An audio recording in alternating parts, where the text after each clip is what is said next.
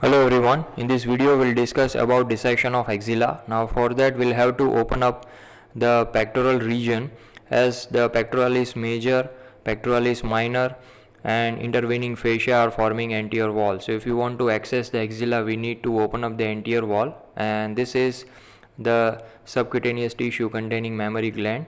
So now this needs to be opened. Now once we open up the subcutaneous tissue and clear the fascia, the first muscle we will see will be the pectoralis major. Now that too we need to cut open from its origin.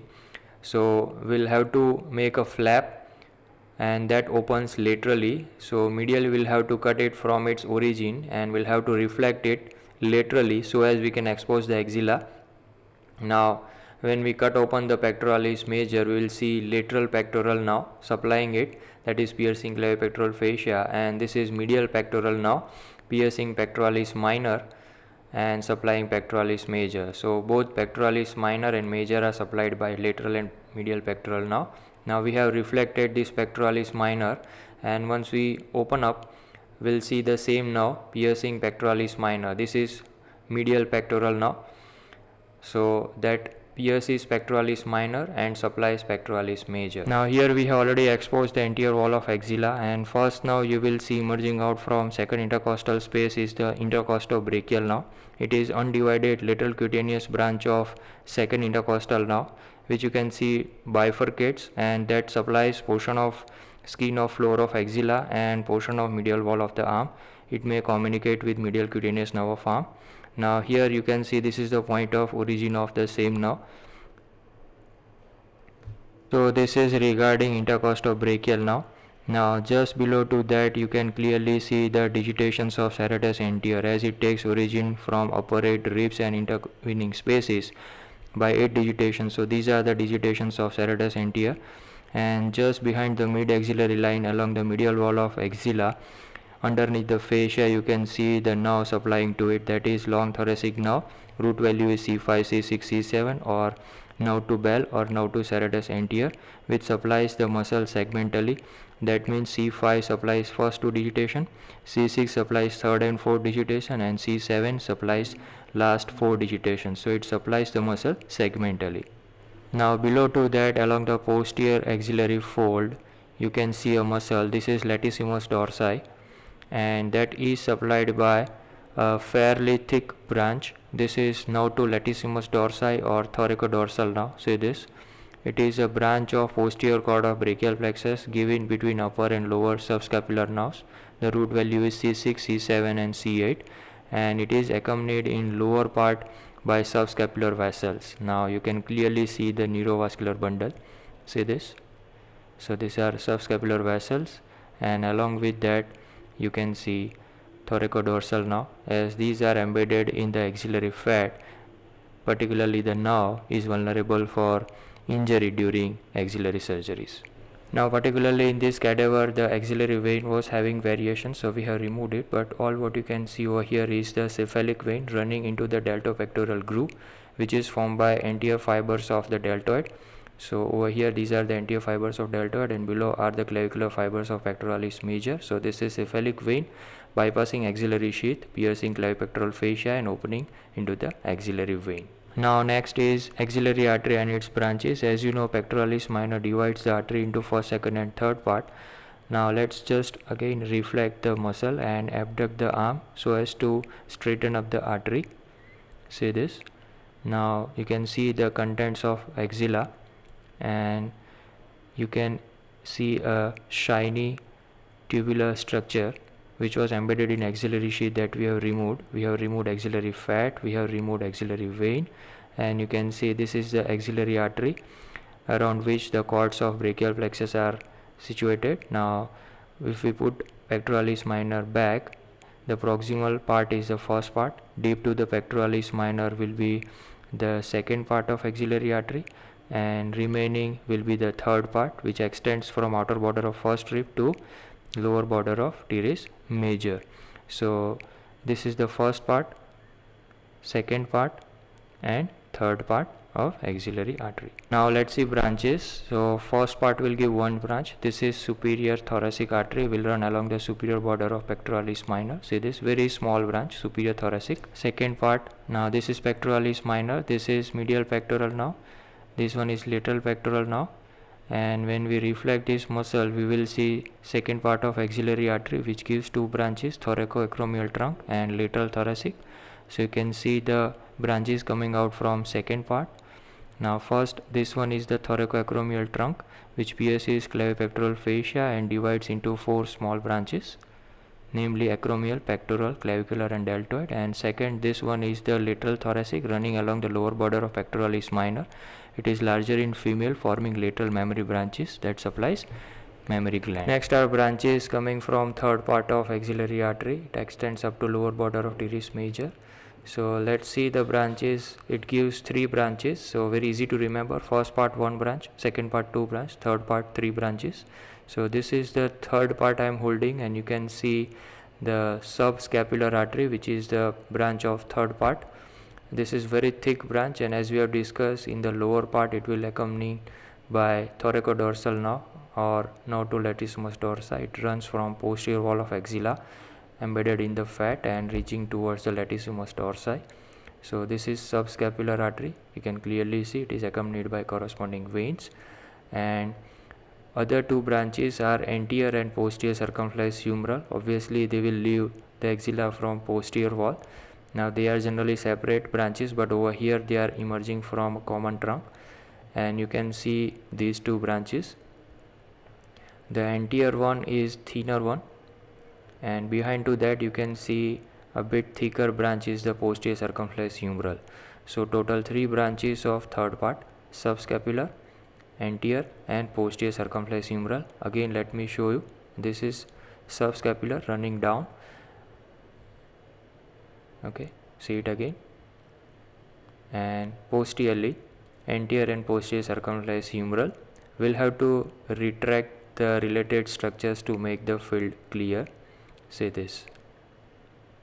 Let me make it bit clear. See over here.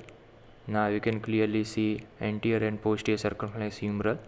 Anterior is smaller one, and the thicker one is posterior, which will be accompanied by axillary nerve, will pass through the quadrangular space. Next we will see in the axilla will be the cords and branches of brachial plexus. They are surrounding the axillary artery. First we will see the medial cord of brachial plexus lying medial to the second part of axillary artery. It gives five branches. This is first branch, medial pectoral nerve, will pierce pectoralis minor and supplies minor and major both, that we have already seen. Next four branches of medial cord will be, first is the medial cutaneous nerve of arm. Say this. Next will be the medial cutaneous nerve of forearm. Next is the ulnar nerve, and the fifth one is the medial root of median nerve. You can see a bifurcating nerve. So this is medial root, this is lateral root. Lateral root is a branch of lateral cord. So medial root of median nerve will be the branch of medial cord. So five branches. Let's see surrounding structure. This is lateral thoracic artery, that is a branch of second part of axillary, and this is intercostobrachial nerve. So just to revise the related structure, this is intercostobrachial nerve, that also we have already seen, and below to that we will get thoracodorsal nerve or nerve to latissimus dorsi. So many nerves are related to in axilla, so we'll have to revise time and again so as to make it clear. So these many structures so far we have seen. This is thoracodorsal nerve accompanying subscapular vessels. Let's revise the branches of medial cord again. This is medial cutaneous nerve of arm. Next is medial cutaneous nerve of forearm. Next is ulnar nerve and the medial root of median nerve. Say this. Okay, so 4M and U is the mnemonic you can remember. The first M stands for medial pectoral nerve. So five branches of medial cord. Next let's study the branches of lateral cord, as it is giving three branches. Lateral pectoral nerve is a first branch, and that already we have seen, supplying pectoralis major after piercing clavipectoral fascia. So this is the first branch of lateral cord, lateral pectoral now. It gives communicating fibers to the medial pectoral now. So medial pectoral now also supplies via these fibers to pectoralis minor. Now next two branches are the lateral root of median now that we have seen, and it carries C5, C6, C7 fibers, will merge with medial root which is carrying C8, T1 fibers. So entire median nerve is formed containing all 5 roots, C5 to T1 fibers. See, this is lateral root of median now, and via lateral root, once you reflect the lateral root, you will able to see entire lateral cord. Now once you retract the lateral cord, laterally you will see another branch that is musculocutaneous now. See this, and it is piercing coracobrachialis. So you can easily identify a nerve entering or related to the coracobrachialis will be the musculocutaneous nerve. See this is coracobrachialis. So musculocutaneous nerve is the third branch of lateral cord. This is coracobrachialis, and before it pierces coracobrachialis, it supplies coracobrachialis. So it's a principal nerve of front of arm supplying all three muscles, and in forearm it becomes cutaneous. So as the name given to it is musculocutaneous nerve. So it is muscular in arm and cutaneous in forearm. This is entire lateral cord. Now let's revise again. This is lateral pectoral now, first branch of lateral cord, and it supplies pectoralis minor and major along with the medial pectoral now. Now next is the lateral root of median now, and this is musculocutaneous. So you can remember a mnemonic LML. So far we have discussed branches of medial cord, lateral cord and axillary artery. Now everything will have to hold and reflect together. So these are medial and lateral cords, and deep to it you will get the axillary artery. So if we hold and reflect all these structures, below to it will get the posterior cord. So this is posterior cord, its continuation is radial now. So this is particularly a radial now, which is a branch of posterior cord. Now if we hold the posterior cord only, and if we retract it, we will straight away able to see other branches. Now one branch of posterior cord we already seen, that is thoracodorsal now, or nautolatissimus dorsi. Okay, now once we hold these two and reflect the entire posterior cord, we will get an axillary now.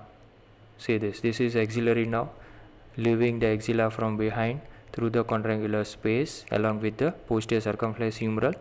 So far we have seen three branches of posterior cord. See this, axillary, radial and thoracodorsal now. Now if we reflect these three structures together in relation to the subscapularis, see this is the subscapularis muscle, we will get lower subscapular now. See this, it will supply lower part of subscapularis and teres major. This is upper subscapular now, first branch of posterior cord, very deep in relation to the subscapularis and supplies upper part of subscapularis. So these are the 5 branches of the posterior cord, namely upper subscapular, lower subscapular, thoracodorsal, radial and axillary. Say this, let's revise again. So once we reflect, we will get subscapularis and latissimus dorsi. These two are forming posterior wall, and when we reflect everything up deep inside along the upper part of subscapularis, we will get upper subscapular now, this one. Okay, then we will get the lower subscapular now along the lower part of the subscapularis, and it also supplies teres major as we have discussed. Then we will get the posterior cord itself, its continuation is radial now. Okay, one branch going posteriorly, it is axillary, and the 5th one we already seen is the thoracodorsal. So these are 5 branches of posterior cord. You can remember in mnemonic ULNAR to remember the branches.